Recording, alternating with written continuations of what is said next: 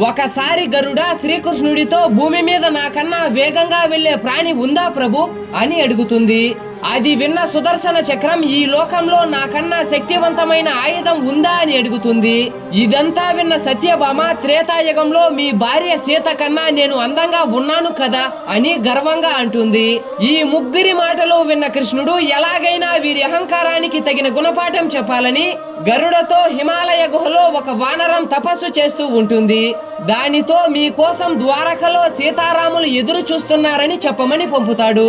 సుదర్శన చక్రాన్ని పిలిచి ద్వారం వద్ద ఉండమని, ఎంతటి వారు వచ్చినా లోపలికి అనుమతించవద్దని చెప్తాడు. ఇక సత్యభామను వెళ్లి మహారాణిలా తయారవ్వమంటాడు. కృష్ణుడు చెప్పిన ప్రదేశంలో హనుమ ఉంటాడు. గరుడ హనుమతో అలా చెప్పిన మరుక్షణమే హనుమంతుడు గరుడ కన్నా 1000 రెట్లు వేగంతో ద్వారకలో రాముడిలా ఉన్న శ్రీకృష్ణుడి దగ్గర వాలిపోతాడు.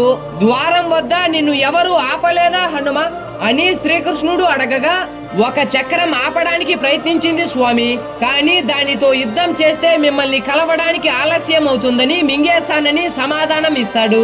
తర్వాత హనుమ పక్కనే ఉన్న సత్యభామను చూసి, ఈ చెలికత్తె ఎవరు స్వామి, నా సీతమ్మ తల్లి ఎక్కడా అని అడుగుతాడు.